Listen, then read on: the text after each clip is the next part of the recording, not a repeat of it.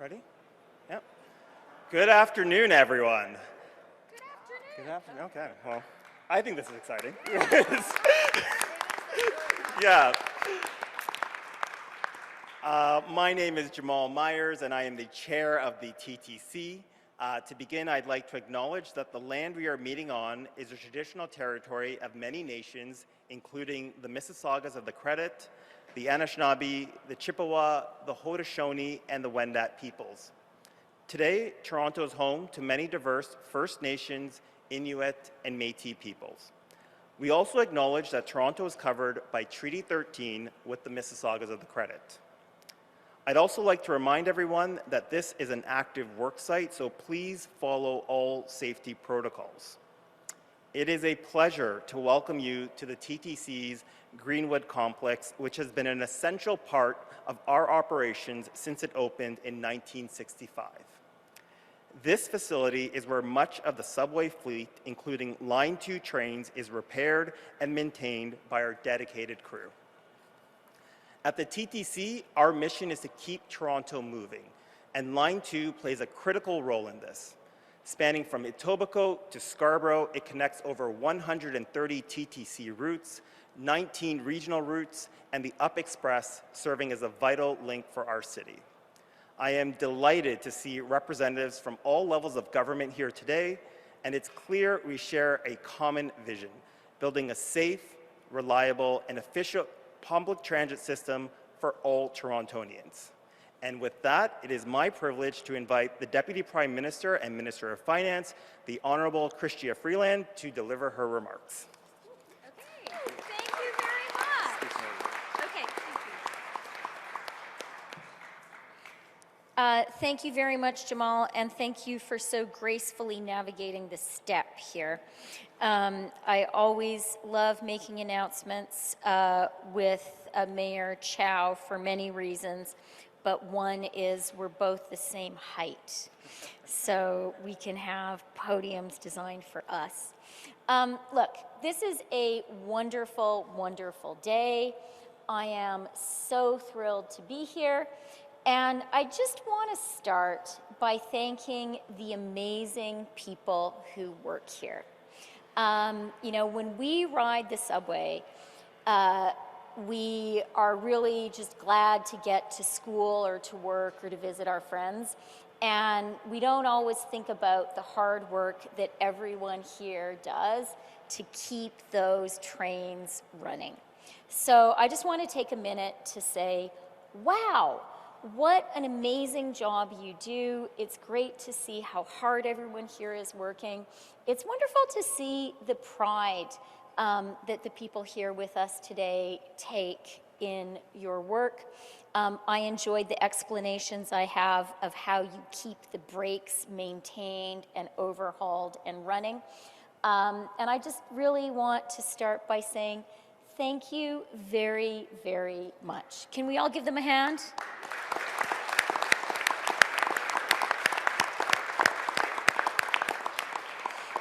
And I hope everyone who rides the TTC today will take a moment to think about the hard work that people do here to keep those trains running.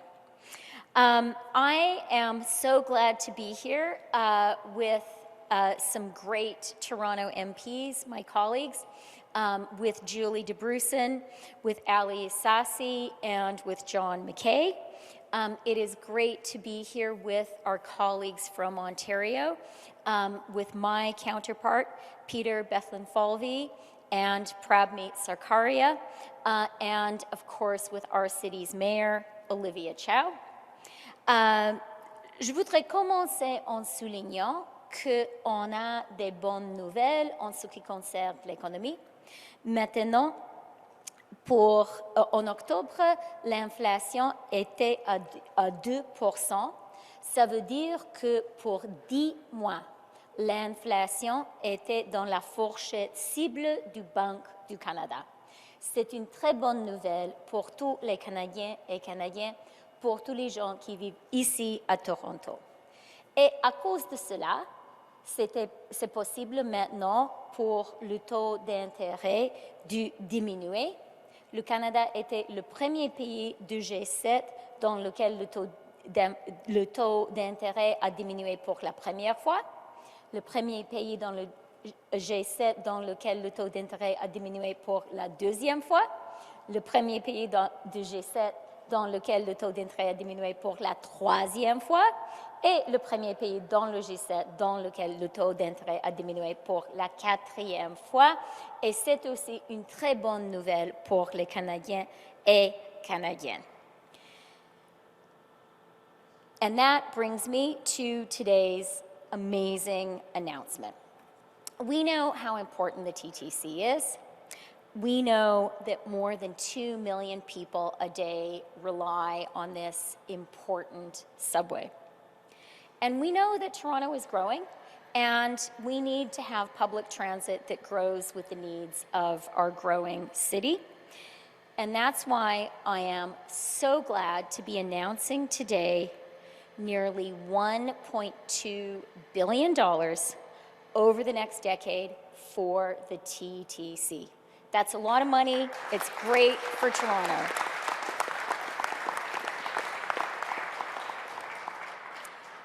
$758 million of this $1.2 billion is for 55 new TTC subway cars.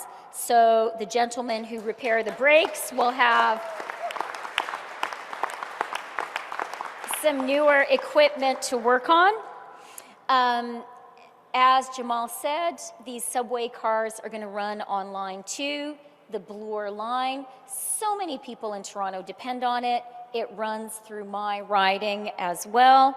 And I am just so glad that we're going to have some fabulous new subway cars for the Bloor line. As an added bonus, these cars are manufactured here in Canada, here in Ontario, in Thunder Bay. So this is about great public transit for the people of Toronto and great jobs for the people of Thunder Bay. We know how important public transit is, and that's why we have launched the Canada Public Transit Fund, through which this funding is delivered. That fund is going to be delivering $3 billion per year, which is permanent, predictable funding for Canada's cities, including, of course, Toronto.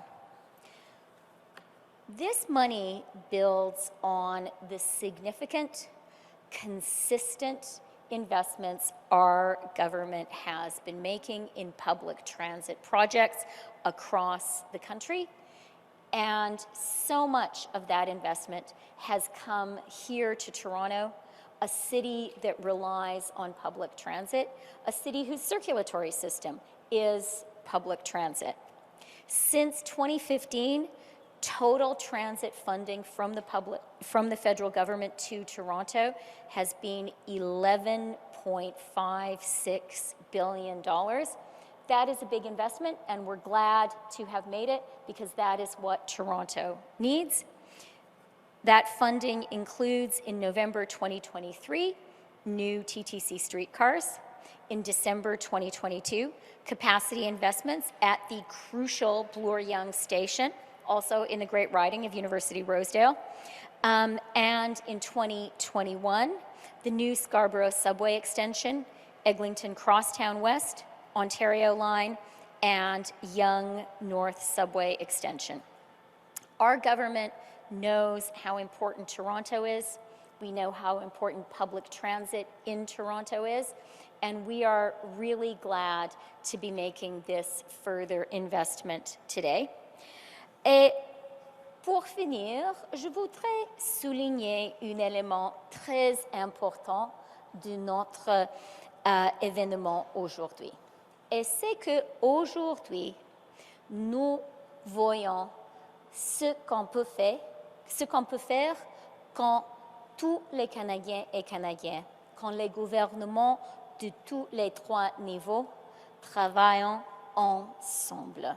Nous avons ici le fédéral, la province et la ville.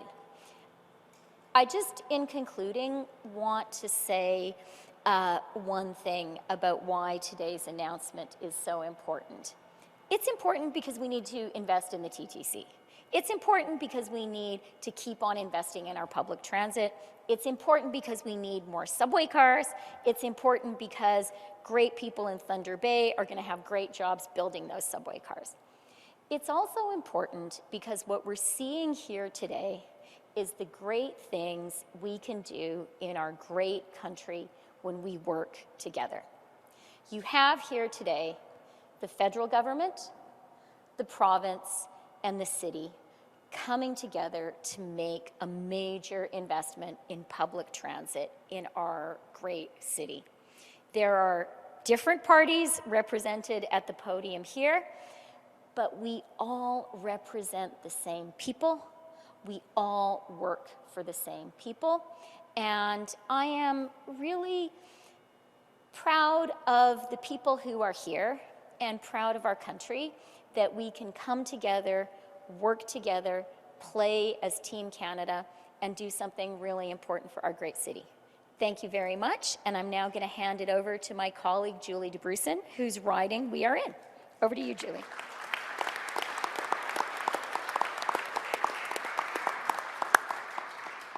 Hello, everybody. This is such an exciting day for our city, and I want to pick up from where our Deputy Prime Minister left off, which is all of the amazing things that we do when we all work together across orders of government. Because just in the past month in the East End, I've had the opportunity to be down in the Portlands, where we lifted out the North Plug, connected the new mouth of the Don River with Lake Ontario. That was a project by all orders of government working together.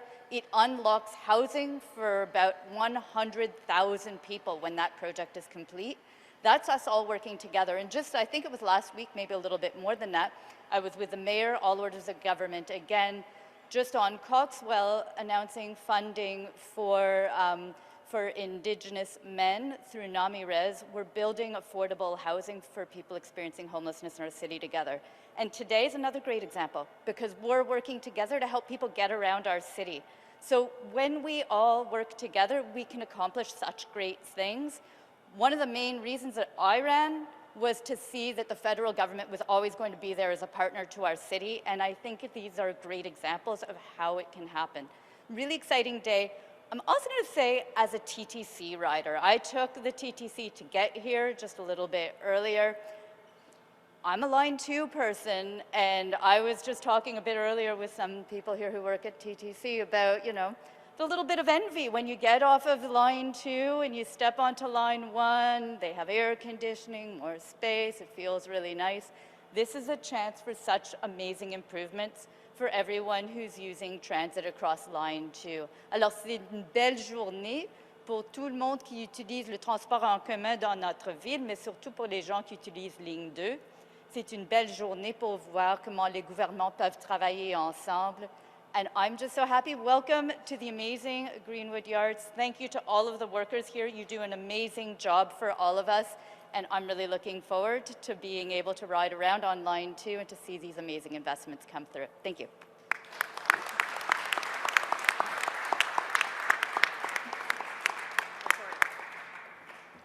I don't think I need the step, but thank you. Good afternoon, everyone. Really excited to be here today with all of you and for this very, very exciting announcement. And I want to start by also thanking the TTC and the incredible workers that are here today. Just looking and walking through the shop, incredibly utilized, very busy. And for many of you, and many of the riders that sometimes don't get to see the faces behind the TTC, it's incredible to see what you guys are doing day in and day out to not only keep the TTC moving and running, but also to keep us safe. And so thank you to all of you that are working tirelessly to help move people and transit across the city. It's also great to be here with my colleague, Minister Bethlenfalvy, the Minister of Finance, and to be joined by all levels of government with the Deputy Prime Minister, MP Dabrusin, and many of our other MPs, as well as Mayor Chow at the City of Toronto. And today is absolutely a great day for Toronto residents and shows what happens when all three levels of government work together. As you know, last year, Premier Ford, our government, was proud to reach a historic deal with the City of Toronto to ensure Toronto's long-term financial stability. And as part of that new deal and suite of supports, that included today's very exciting announcement, $758 million to purchase 55 new trains for the TTC's Line 2 subway, which was conditional on the matching support from the federal government. 12 months later, we are here today. Premier Ford, Minister Bethlenfalvy, and myself are thrilled to see that day arrive and to celebrate these new TTC cars and what it means for transit in the City of Toronto. These investments, all three levels of government are making, will not just support Toronto's transit system, but the thousands of well-paying Unit 4 jobs and workers in Thunder Bay who will build these trains as well. Toronto is the economic hub of Canada, and when Toronto succeeds, Ontario succeeds. And it's also why we're investing $70 billion over the next 10 years to support public transit in Ontario and especially in Toronto. The Ontario line will move 400,000 people every single day. It will take 28,000 cars off the road. The Scarborough subway extension, another exciting project for the people of Scarborough with shovels in the ground. And of course, many of our other projects across the province. Today is another example of what can be achieved when we work together. And with that, I have the pleasure and honor of turning it over to Minister Bethlenfalvy. Thank you.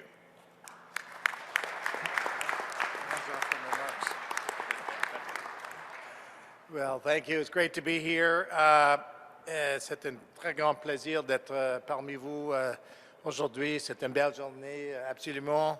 I also take from Queen's Park Line 1 and 2 to visit my father in Etobicoke. So these subway cars are amazing. Folks, all the great workers, les travailleurs, les travailleuses, you are a core part of moving people. And boy, you thought you were working hard now? These 55 subway cars are going to keep you working for a long, long time with great paying jobs. So a big shout out to all our great workers here. Thanks again for joining us. Yeah, that's a good idea. Thank you. I'm tall, but I'm not that tall. The Deputy Prime Minister, Minister of Finance, my colleague, has pointed out. So thank you, Minister Sarkaria. You know, this is a good day. This is a good day for moving people and moving goods in our great city and our great province and our great country. As the Minister of Transportation mentioned, you know, Toronto's not only the economic heartbeat of Ontario, it represents the economic heartbeat of Canada. So we got to get things right here in Toronto. And it's true, when we work together, we can go a lot further. We can get more done. So that's why this announcement today is so incredibly important. And you know, last year and the year before, 1 million people came to this province. Our population grew from 15 million to 16 million, and it takes vision and a lot of hard work and working together that allows us to build the Ontario of the future to accommodate all those people that are coming to our great city. I would like to say, before I pass it to Mayor Chow, that you know, it was about a year ago that we started working on this together to say, hey, let's figure out the things that'll make Toronto prosper. Let's focus on the things that'll make Ontario prosper. And so I'm very proud that we worked together to get not just subway cars, but we worked to help our most vulnerable, asylum seekers.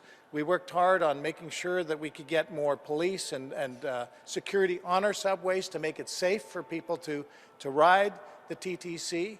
We're really happy and pleased that the ridership is now back to pre-pandemic levels. Couldn't have got it done without Mayor Chow. Couldn't have got it done without Minister of Finance Chrystia Freeland. When we work together, we get so much more done. And of course, we have a lot more to do together, and I'm confident that we will get more done together. So with that, thank you very much, and I'm going to pass it to Mayor Chow. Thank you very much, everyone.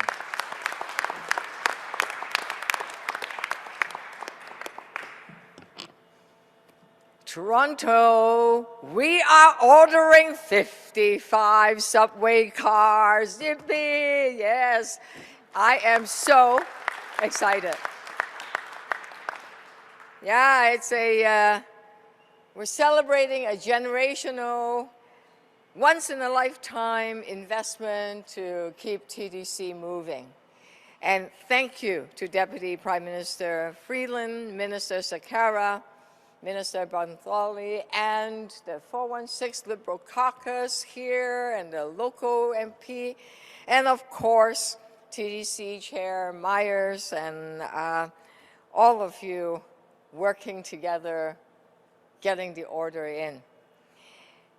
You know, a lot of the riders have been saying, gee, the subway cars are old.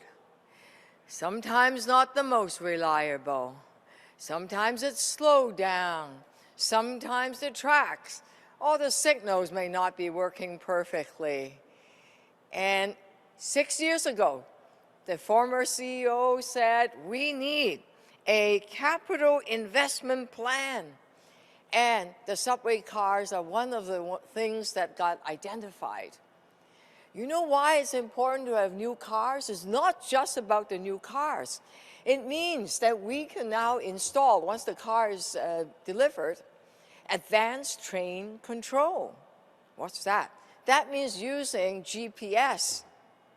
Imagine that, using GPS. Isn't it time that we use GPS so that the cars can come more frequently?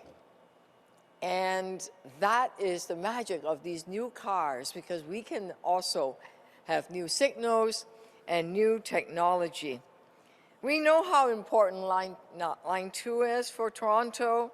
It moves 3 times as many people per day as in the Gardiner Expressway. And these cars are just at the end of its operation life. Yes, we had the New Deal, historic New Deal, last year, 2 days ago. In fact, I remember that day very well. We stuck that New Deal, and the provincial government and the federal government are now all coming together to say we will invest. We will invest in public transit. Today's announcement of the federal funding unlocks a key contribution and commitment from Ontario to get the new subway cars ordered. And we are really back on track. When Toronto is moving, Canada is growing. Our partners in the federal and the provincial government understand that, and I, as a mayor, I know this, I see it and hear it every day. People are saying, stronger when we are coming together, we are stronger when we are together, when we work together. That's why today this investment is reliable public transit and also affordable. Just again want to thank Deputy Prime Minister Chrystia Freeland for today's finally unlocking the investment, and to our provincial partners, a big thank you. And to all the workers, I know you're as excited as I am. To the TTC riders, it's happening, so let's have a reliable and affordable public transit system. Thank you so very, very much.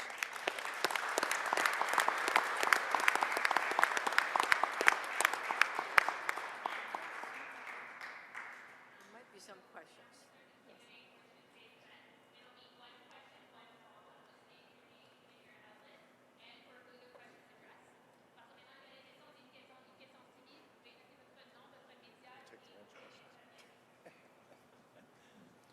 Is it working yet? Yep. You can hear me okay? Mark McAllister from City News. Both Mayor Chow and Minister Sarkaria made a point of saying that the deal that they had reached was a year ago. I believe Minister Bethlenfalvy said that as well. To you, Deputy Prime Minister, if you would, why has it taken a year before the feds have stepped up and offered this money at this point? Thanks for the question. And let me just say The federal government is very proud to be the strongest partner for the City of Toronto of any federal government in Canada's history. That is because we recognize what you heard from Mayor Chow, what you heard from Peter, what you heard from Prabmeet, that when Toronto is growing, when Toronto is moving, that is good for the whole economy of our great country. We believe in Toronto, we believe in investing in Toronto, and I am very glad to be here today to announce $1.2 billion of investment in Toronto's public transit. This is just the first tranche, the $758 million. And I am so glad that we are able to be here today and say, as Olivia said, yay, 55 new subway cars for the Bloor line for Line 2, and let's not forget, great jobs for the people who are going to build them in Thunder Bay. As a follow-up to that, obviously the subway system and the TTC is very important to the transportation system in this city. Bike lanes are also a big topic of conversation. I won't ask you, Deputy Prime Minister, your opinion because you haven't been a part of the conversation. However, the two people on either side of you are standing next to each other and have both been involved in that conversation. So if you would, if both of you could answer the question about where are we now that the legislation has passed and what happens at this point now that that deal has been done essentially and you have to try and work things out at this point. It's up to you. Okay, yeah, please go first. Well, now that the bill is passed, we can focus on building more homes faster and investing in public transit, because if we're talking about congestion, a good public transit system can move a whole lot of people. So I think that's about all I can say. Do you want anything more than that? If the minister could address the bike lanes, what you have discussed at this point about what happens next, please. Well, look, as you know, the legislation has passed, received royal assent, and we've made our position pretty clear on it. We look forward to continuing to work with the city on very important projects. We've got the Gardner that we're collaborating on right now. $70 million investment there. We announced, we visited, that's ahead of schedule by 4 months, so we're moving people. Public transit investments, we're here today, announcing this great investment of over $750 million that we worked last year to land. And so there's a lot of priorities that we'll continue to work on. Our position on bike lanes has been very clear, and let's continue to focus on other priorities and get the city moving. Hello, Lane Harrison, CBC.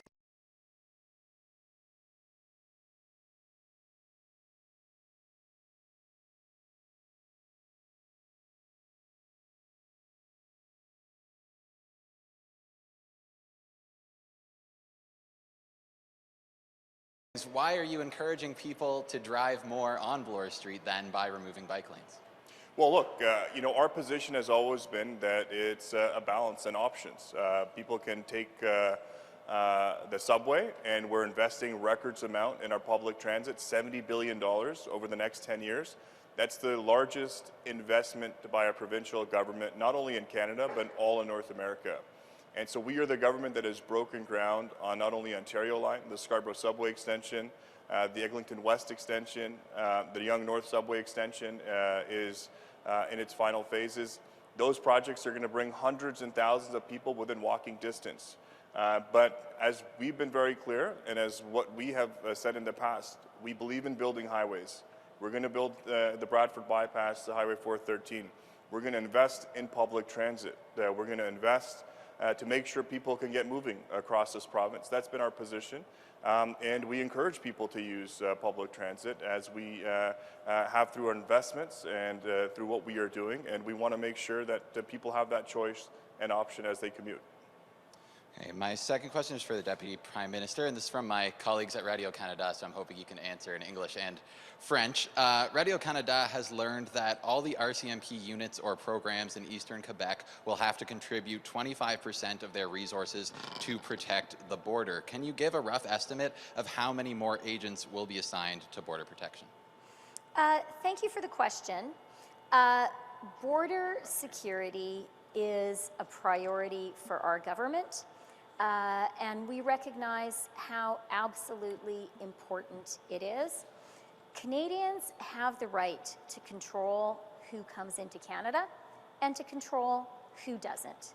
And that means we have to make the necessary investments to keep ensuring that our border is secure. Our government is committed to doing that. Oh, je m'excuse. Nous comprenons l'importance de la sécurité à la frontière.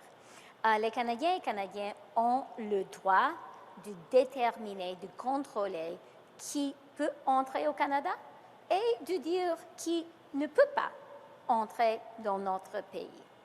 Pour faire cela, on doit investir dans notre frontière, dans la sécurité, dans notre frontière. Notre gouvernement est absolument convaincu que c'est nécessaire. On a investi aujourd'hui dans la frontière et on va continuer d'investir dans la frontière. Nous comprenons qu'il y a partout au monde des défis en ce qui concerne les frontières et nous savons que c'est important pour nous de contrôler notre frontière, de faire les investissements nécessaires pour contrôler notre frontière. On fait cela et on va continuer de faire cela. Jeff Gray from the Globe and Mail. My question is also for the Deputy Prime Minister, so if you want to step back up onto the platform, that'd be great. I wanted to ask about trade. In our paper this morning, a senior Mexican official called this idea of booting Mexico out of what I'm going to call NAFTA, he called it a betrayal. Can you tell us definitively, does Canada actually want to pursue a bilateral trade deal with the United States instead of a trilateral deal that includes Mexico? The Prime Minister has been very clear on this. So let me repeat what he said really, really clearly when I was standing beside him on Thursday. Canada today has a North American trade deal that works for all three of our countries. And it is a trade deal that was negotiated by President-elect Donald Trump, which is a further guarantee for all of us. Canada's first preference and the best outcome for Canada is to maintain that foundational trade agreement. We also recognize that there are some challenges with Mexico's position when it comes to China. And I have heard Canadian business leaders and Canadian union leaders talk to me about the concerns they have. The concerns that Mexico can be a backdoor for Chinese investment, for Chinese goods that are produced through an intentional policy of Chinese overcapacity that hurts our workers. It hurts people like those great workers in Thunder Bay that we've been talking about. So Canada has been clear about that. We've been clear about that with all of our partners in the NAFTA trade agreement. Thanks. And just to pick up on that point then for my follow-up question, which is, can you tell us more about what evidence you've actually seen that China is actually currently used a sort of future tense there, but is there evidence that China is using Mexico's auto industry currently as a backdoor to get around and into NAFTA? I would like to look at it from a positive perspective and from the perspective of the opportunity that all three NAFTA countries have to take a clear and aligned position when it comes to China.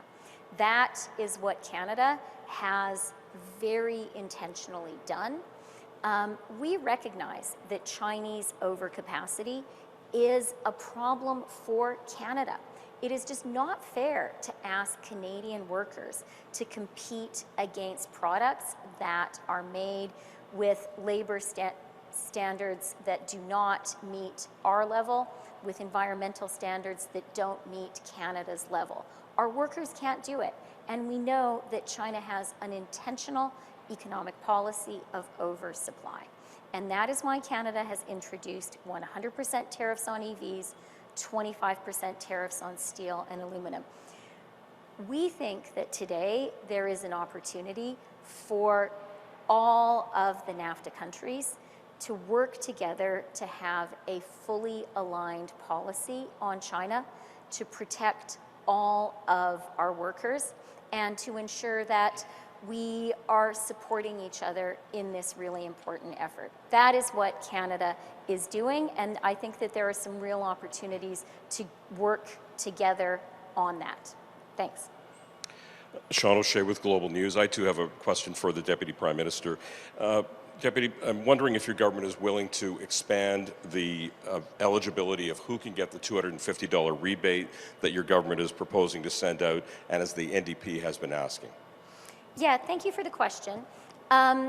We put forward a measure to support hardworking Canadians.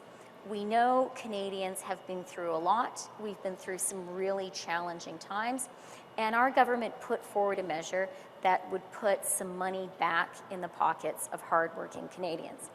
The reality, though, is we are a minority in Parliament, and so we put forward a measure and we sought the support of opposition parties for this really positive measure. Unfortunately, we weren't able to get that support. We're going to continue to work with all members of Parliament to support hardworking Canadians, to support Canadians with their affordability challenges. And then just as a follow-up to that, with respect to HST and GST rebates or pauses on charges, things like a $1,000 bottle of champagne or a $950 Sony PlayStation 5, those are exempted from your plan, or included in your plan. I'm wondering why somebody would be able to get an exemption from paying GST on that when other items that might be more important to them would not be exempt. Yeah, it's a very good question. In putting together the list, we looked at two things. First of all, what were the items that would really help Canadian families over the holidays to afford the things they need and maybe to save a little bit of money for the things that they want? We know that our governments can't control the price at the checkout, but we can help put a little bit more money back in the pockets of Canadians so that they can afford what they need, save a little money for what they want. And that's why we included things like diapers, car seats, children's winter clothes, prepared foods at grocery stores. I've heard from so many working moms that being able to pick up prepared food at the end of the day, being able to afford that rotisserie chicken is a real gift. So that was the thinking behind the list. We also had to be practical. So we had to look at what were the goods that practically we could do this for, what were the goods that were defined in the tax code. And so that's the thinking behind what was chosen in the list. Thanks. Look, the logic, I'd like to direct my questions to the Deputy Prime Minister. The technology company Tencent reportedly has deep ties with the Chinese Communist Party. Does its investment in Canadian fintech Neo raise national security concerns at all? What is the government doing to address this? Yeah, thank you very much. When it comes to China, we are concerned about China's intentional policy of overcapacity, what that does to our workers, what that does to our core industries. We also have security concerns. And that is why our government has been taking a more rigorous approach than any previous government with looking at Chinese inward investment into Canada and being sure that it doesn't compromise our own security, it doesn't compromise the security and resilience of our supply chains. And this is more important today than ever because a strength that Canada brings to all of our partnerships in the world is being able to provide our partners, our allies, with secure and resilient supply chains in things like critical minerals and metals, rare earths, in commodities and products that for too long we have all been uniquely dependent on and vulnerable to China. So that's why our government is taking a more rigorous approach when it comes to Chinese inward investment than any previous Canadian government. Right, and a question on trade negotiations. The digital services tax keeps coming up as an irritant in relations with the US. Even Ambassador Cohen has said it's something that the Biden administration would have a big fight over. Would that be something Canada could put on the table in trade negotiations? So when it comes to the DST, Canada's position is really simple. I work for Canadians. My job is to defend our national interest in the world.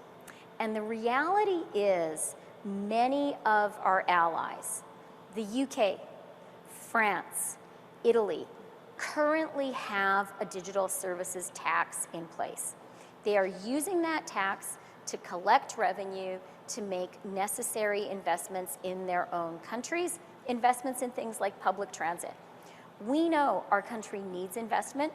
We know it costs money, and Canada will not accept not being on a level playing field with our partners and allies. That's our position. Hi, Monique Malima, Bloomberg News. This is also for the Deputy Prime Minister. There's a report that Northvolt is considering partnering with a major Chinese battery company. Are you concerned about this, and would the government allow any Chinese ownership of the Northvolt battery plant in Quebec? I'm not going to comment on hypothetical speculation. Okay. This week, you said that the gridlock in Parliament is making it difficult to present a fall economic statement. Are you looking at other options for delivering the fall economic statement, or will it still be presented as a speech to Parliament? Thank you for the truly excellent question. And I mean that utterly sincerely. The reality is our Parliament has been blocked for more than 2 months now by a Conservative filibuster. And this is not just parliamentary fun and games. This is an action, a choice by the Conservatives, by the federal Conservatives, that is having real consequences for our government and Canadians. So yes, it is posing a real challenge, and I would invite Canadians to turn to the Conservatives and to really call on them to let Parliament get to work doing good things for the people of Canada. We need more announcements like the one that we've had today. And to do that, we're going to need a Parliament that functions. Thank you. Can I please ask a question about today's announcement, both for the Deputy PM and for Minister Sarkaria? You both mentioned that these new cars will be built in Thunder Bay, but my understanding is that the TTC has not actually issued a procurement for this yet. So can you clarify, is this funding contingent on these cars being built in Thunder Bay by Alstom? I mean, you have here the federal government, the provincial government, the City of Toronto, and the people who run the TTC. And I think all of us are in wild, emphatic agreement that we want these subway cars to be built in Thunder Bay. Canadians, Ontarians, have a fabulous manufacturing sector. We know how to build things in our country and in this great province. And it absolutely makes sense for the people of Canada to build great subway cars for the City of Toronto. I think we all agree on that. Thank you. What? Yeah, thank you.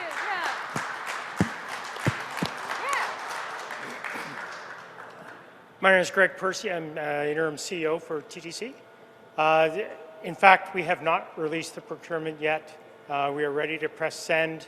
There'll be a notice going out on Monday And by all means, we'd be more than pleased to have Alstom as a serious competitor on the fleet, but it will be open more broadly as well.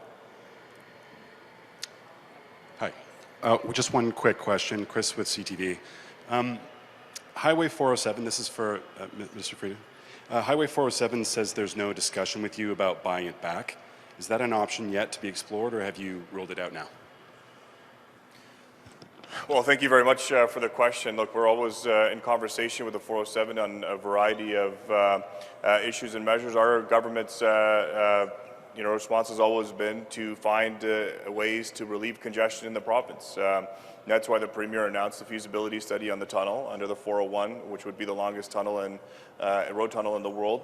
We know that our highways are going to be at capacity in the next couple of years. That's why we're also investing in the 413 and the Bradford bypass, because we need to get people to their families quicker and faster. And so as a government, we will always review every option possible, whether it be investing in public transit like we are here today, in supporting the TTC in transit users and riders in Toronto, or whether it's making sure you can get to your family faster in the GTA, whether that be along the 401, the 427, 410.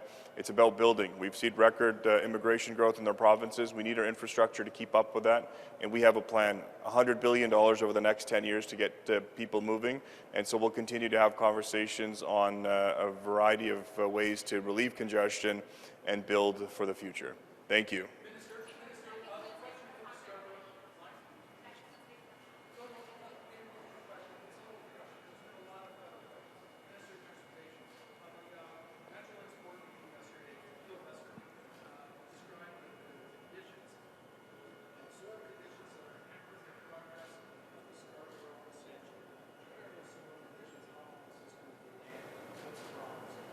Yeah, well, thank you for the question, Jamie. And look, as we're building and as we're working through transit projects, we know it can be difficult, but we have a great team at Metrolinx that can get the solutions to those issues and problems, and we're working very closely. What we know is we need to get shovels in the ground. We're in the ground. We're moving through it, and so as the tunnel boring machine continues to move, we'll continue to manage and we'll continue to ensure that a solution is put forward that works. And I'm very confident in that because we've done a great job tunneling on the west extension. The Ontario line's got all of their tunneling contracts underway as well. So we have confidence in the team to work through that, get it done, and get this subway built, because like we're here today, we know how important transit is and how important the TTC is and how important it is to get people moving across the province, and we expect to do that because the people of Scarborough need the transit, deserve it, and this line was promised to them, and that's why we've got shovels in the ground, and we'll do everything to get it open. Thank you.